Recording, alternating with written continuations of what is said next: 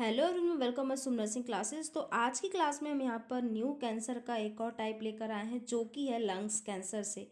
तो जैसे कि हमने बहुत सारे यहाँ पर कैंसर की बात की थी कि किस किस तरह के कैंसर होते हैं, तो उसी में से एक कैंसर हम देखने वाले हैं जो कि है लंग्स कैंसर। तो जो फेफड़ों में होने वाला जो कैंसर होता है तो वो लंग्स कैंसर होता है। अब आज की क्लास में हम ये देखेंगे कि जो लंग्स कैंसर होने के कारण क्या होते हैं, इसके लक्षण क्या होते हैं और इसका ट्रीटमेंट क्या क्या हो सकता है। तो फर्स्ट ही तो हम यहाँ पर देखते हैं, डेफिनेशन से स्टार्ट करते हैं कि लंग्स कैंसर क्या है।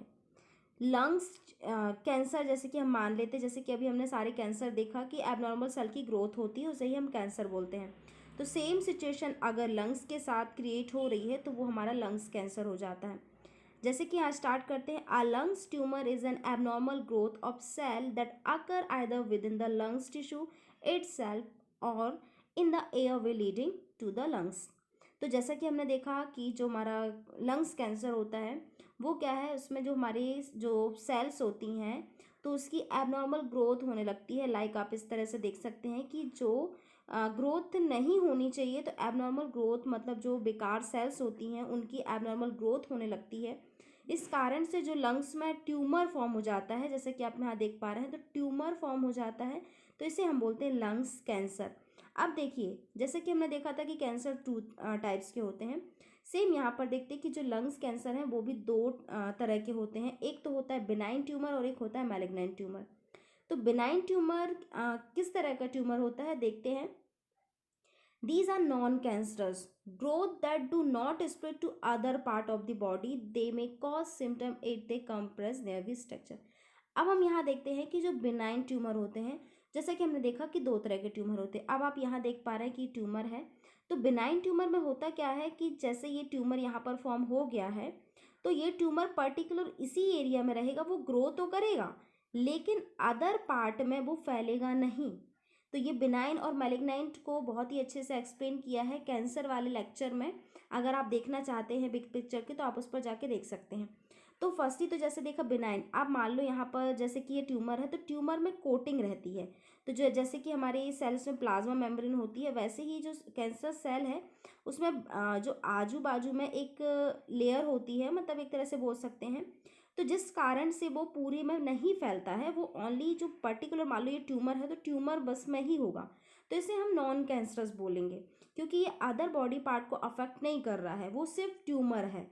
एक तरह से बोला जाए तो एक घाव जैसा रहेगा, उसे ट्यूमर रहेगा, उसे इजिली रिमूव करके ठीक किया जा सकता है। लेकिन मैलिग्नेंट जो ट्यूमर होता है वो लंग्स कैंसर के अंदर आता है। जैसे कि मैलिग्नेंट ट्यूमर की बात करते हैं, दीज आर कैंसरस। ये जो ट्यूमर होता है वो कैंसरस ट्यूमर होता है। इसमें क्या होता है, जो लंग्स टिश्यू आसपास के जो लंग्स के टिश्यू होते हैं वो भी अफेक्ट हो जाते हैं। और जब जो आसपास के टिश्यू जब अफेक्ट होते हैं तो आसपास का एरिया को भी घेरना शुरू कर देते हैं, मतलब वो धीरे धीरे वो फैल जाता है और फैलने के साथ साथ पूरे लंग्स के बाद पूरे ऑर्गन्स को भी अफेक्ट कर देता है। तो इस तरह के कैंसर को हम बोलते हैं मैलिग्नेंट कैंसर। अब ये कैंसर किसी भी तरह का होता है, लंग्स के अलावा कहीं पर भी हमें देखने को मिल सकता है। तो इस तरह से हमने दो तरह के कैंसर देखे।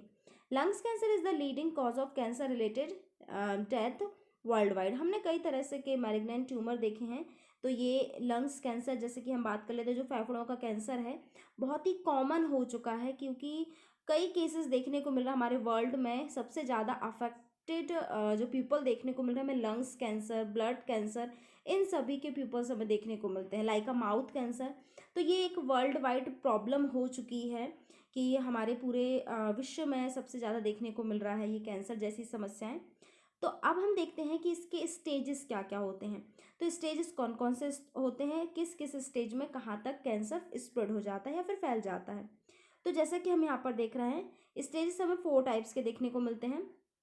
स्टेज 1, तो स्टेज 1 में क्या होता है कि जो cancer hasn't spread outside the lungs. जैसे कि आप यहाँ देख पा रहे हैं, फर्स्ट जो यहाँ पर है ओनली ट्यूमर देखने को मिलेगा, ये ओनली ट्यूमर ही रहेगा। ये आसपास फर्स्ट स्टेज में होता क्या है कि आसपास के जो लंग्स होते हैं वहाँ तक नहीं पहुँच पाता है कैंसर। नेक्स्ट हम देखते हैं second stage, cancer is larger than stage first. जो ये सेकंड स्टेज का जो कैंसर होता है फर्स्ट स्टेज के ट्यूमर से बड़ा हो जाता है and has spread to lymph nodes. ये जो कैंसर होता है ये लिम्फ नोड्स में भी फैल सकता है। इसके अलावा हम देखते हैं कि इनसाइड द लंग्स और there are more than 1 to more tumours. हम जैसे कि देखा कि स्टेज 1 में ओनली 1 ट्यूमर था, लेकिन जो सेकंड स्टेज होता है 1 से ज़्यादा, मतलब एक से ज़्यादा हमें ट्यूमर्स देखने को मिल सकते हैं। और इसके अलावा जो हमारा सेम लोब्स में भी अफेक्ट कर सकता है, मतलब जो हमारे 2 लोब्स होते हैं अदर लोब्स में भी फैल जाता है, लिम्फ नोड्स को भी अफेक्ट करता है। देन इसके अलावा जो हमारे एक से ज़्यादा ट्यूमर भी यहाँ पर फैल जाता है स्टेज सेकंड में। तो ये हमारा हो जाता है सेकंड स्टेज। यहाँ पर लिम्फ नोड्स भी अफेक्टेड हो जाते हैं और फैलने लगता है, जैसे कि आप यहाँ पिक्चर में देख पा रहे होंगे।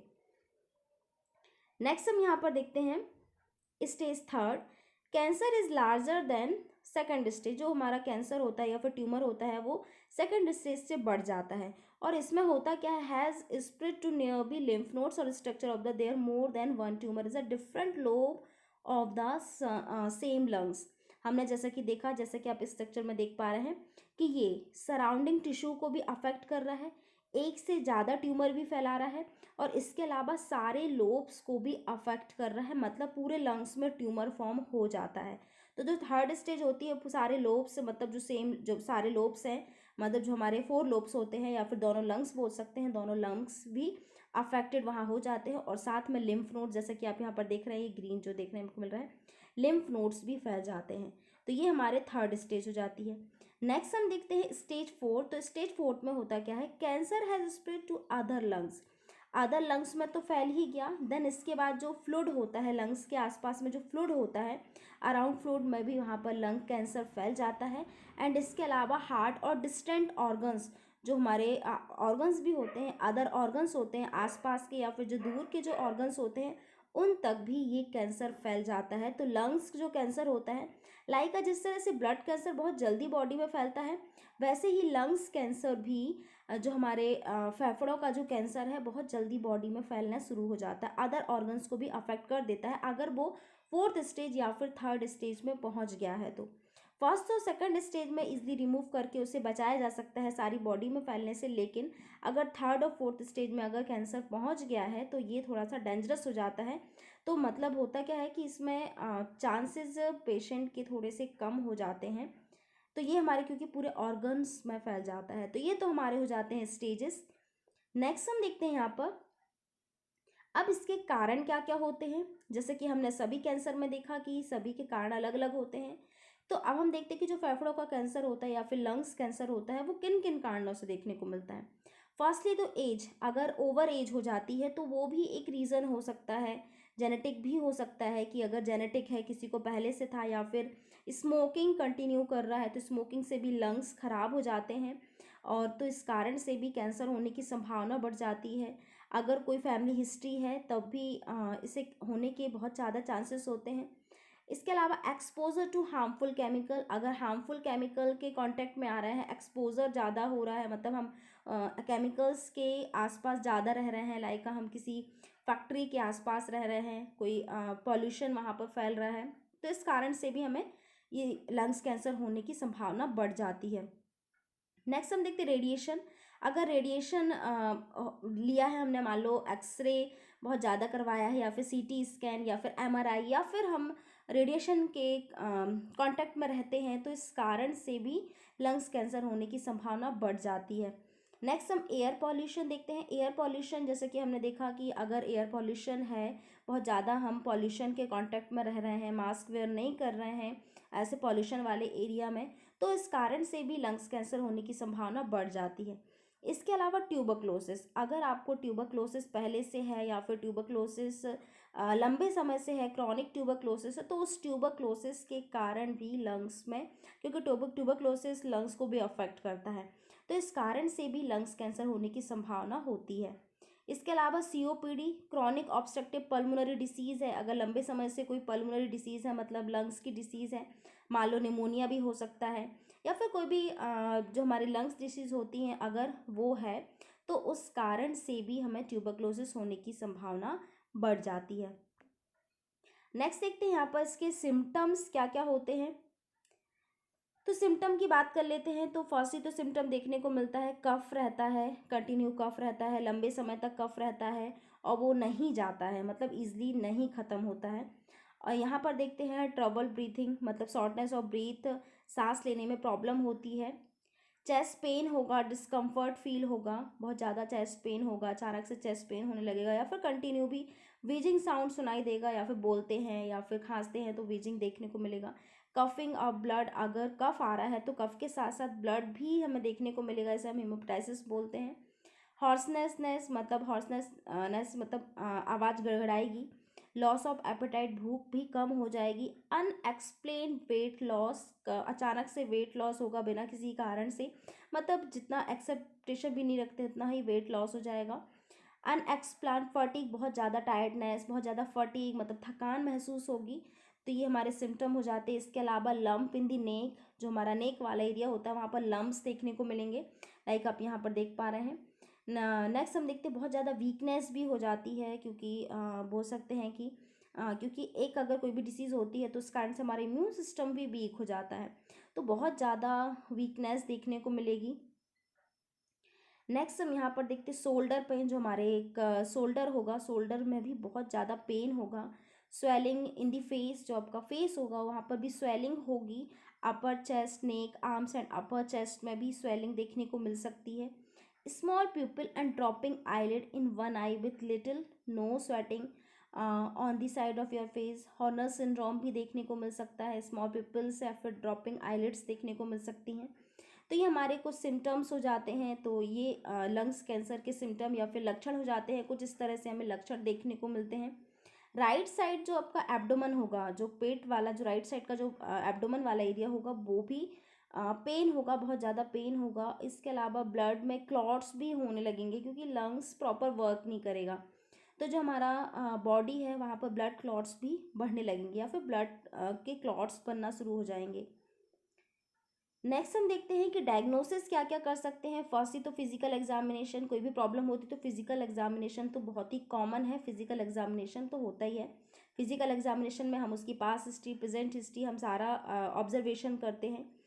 नेक्स्ट हम एक्सरे होगा, एक्सरे से पता लगाया जा सकता है कि यहाँ पर कफ जमा हुआ है या फिर ट्यूमर है, तो एक्सरे से विजुलाइज करते हैं। सीटी स्कैन और एमआरआई बेस्ट ऑप्शन है, इसमें ट्यूमर की साइज, सेफ या फिर किस एरिया में यहाँ पर ट्यूमर फैला हुआ है तो ये पता लगाया जाता है। पीटी स्कैन भी सेम एमआरआई के जैसा ही वर्क करता है। इसके अलावा हम देखते हैं स्पूटम साइटोलॉजी, तो स्पूटम का भी टेस्ट किया जाता है, जो हमारा स्पूटम होता है तो उसका भी चेकअप किया जाता है। बायोप्सी करते हैं, जैसे कि हमने अदर कैंसर्स में देखा था कि जो ट्यूमर फॉर्म हुआ होता है तो उस ट्यूमर से ट्यूमर की पर्टिकुलर टिश्यू को, उस ट्यूमर वाले टिश्यू को निकाल करके डायग्नोसिस करवाया जाता है, उससे पता लगाया जाता है कि ये जो कैंसर है वो नॉन कैंसरस या फिर कैंसर है या फिर क्या प्रॉब्लम है, तो इस तरह से यहाँ पर ये डायग्नोसिस कुछ हो जाती हैं। नेक्स्ट हम देखते हैं यहाँ पर ट्रीटमेंट, तो ट्रीटमेंट को हम यहाँ पर देखते हैं। ट्रीटमेंट में जैसे कि हम लोग सर्जरी भी इंक्लूड रहती है, कीमोथेरेपी हो गया, जैसे कि हमने देखा कि कीमोथेरेपी होता क्या है, हर कैंसर में हर क्लास में आपको ट्रीटमेंट बताया है। तो कीमोथेरेपी क्या है, जिससे कि एंटीबायोटिक्स दी जाती हैं, हाई डोज के एंटीबायोटिक्स दी जाती हैं, जिससे कि जो कैंसर सेल होता है उसे किल किया जाता है। इसके अलावा रेडिएशन थेरेपी में भी सेम होता है, लेकिन यहाँ पर हाई रेडिएशन जो रेज होती हैं वो देकर कैंसर सेल को किल किया जाता है।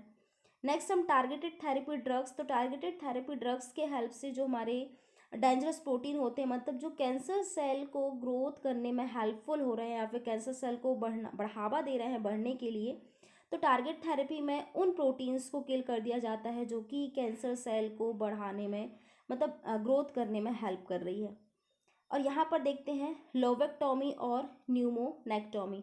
तो लोबेक्टॉमी में हम जो हमारे लोब्स होते हैं, अगर लोब्स में चांस है कि लोब्स को अलग कर दिया जाता है, तो टॉमी में लोब्स को अलग, तो टॉमी जैसे कि हम देखा सर्जरी के अंदर आ जाते हैं, तो लोबेक्टॉमी में हम लोग जो लोब्स होते हैं वो ही अलग कर देते हैं, या फिर जैसे कि 4 लोब्स होते हैं, 4 में से अगर कोई 1 लोब अफेक्टेड है तो उस 1 लोब को अलग कर दिया जाता है, तो लोबेक्टॉमी इसे बोलते हैं। एंड यहाँ पर देखते हैं न्यूमोनेक्टॉमी, तो न्यूमोनेक्टॉमी में भी अगर लंग्स अफेक्टेड है, मान लो 1 लंग्स बहुत ज़्यादा अफेक्टेड है, 1 लंग्स जो है हमारा, एक फेफड़ा हमारा अच्छा है लेकिन एक फेफड़ा पूरी तरह से रप्चर हो गया है। जब देखिए सर्जरी किस कंडीशन में की जाती है, जैसे कि मान लो अदर ऑर्गन में या फिर अदर लंग्स में नहीं फैला है या फिर पर्टिकुलर उसी एरिया में फैल गया है, तो अगर सर्जरी की ज़रूरत है कि फैलने की चांस रहते हैं, या फिर वो उतना एरिया बहुत ज़्यादा टिश्यूज़ जो हो गए हैं, डैमेज हो गए हैं, वो दोबारा से मैच्योर नहीं हो सकते हैं, तो उस कंडीशन में टॉमी कर दी जाती है, मतलब सर्जरी कर दी जाती है। उस पर्टिकुलर एरिया को हटा ही दिया जाता है। तो लोबेक्टॉमी में जो लोब्स होते हैं, लोब्स को अलग कर दिया जाता है। और न्यूमोनेक्टॉमी में क्या होता है कि अगर लंग्स अफेक्टेड हैं, मान लो वन लंग अफेक्टेड है और वन लंग्स जो हमारा एक फेफड़ा है वो हेल्दी है, तो एक लंग्स को अलग कर दिया जाता है। तो इस तरह से हम यहाँ पर देख लेते हैं कि ये हमारे ट्रीटमेंट हो जाते हैं, ये सर्जरी हो जाती है। तो ये आज की क्लास में हमने देखा कि क्या क्या होता है लंग्स का ट्रीटमेंट, या फिर उसके लक्षण क्या होते हैं और इससे बचा कैसे जा सकता है। तो बचने का एक यही सॉल्यूशन है कि अगर आपको कोई इस तरह के लक्षण देखते हैं, फर्स्टली तो जो सिम्टम्स बताए जाते हैं, लक्षण जो हैं, तो वो लक्षण से ही हम पता लगा सकते हैं कि कुछ इस तरह की समस्या तो नहीं हो रही है, क्योंकि वो जब लास्ट स्टेज में पहुंच जाता है तो हमें सारे सिम्टम्स शो होने लगते हैं। अर्ली स्टेज में बहुत ही कम सिम्टम्स शो होते हैं, जस्ट नॉर्मल सा ब्लड आ सकता है, हो सकता है ब्लड भी ना आए, जस्ट पेन हो सकता है। तो नॉर्मल पेन अर्ली सिम्टम में हमें देखने को मिल सकता है। तो ये बेस्ट ऑप्शन होता है कि इसमें टेस्ट करवा लेना चाहिए, कि डायग्नोसिस हमें देख लेनी चाहिए, एक्सरे भी करवा लेना चाहिए, क्योंकि एक्सरे से हम नॉर्मली विजुलाइजेशन कर सकते हैं। आई होप कि आपको इस क्लास के हेल्प से लंग्स कैंसर से रिलेटेड बहुत सारी जानकारी प्राप्त हुई होगी। So thank you so much for watching my videos.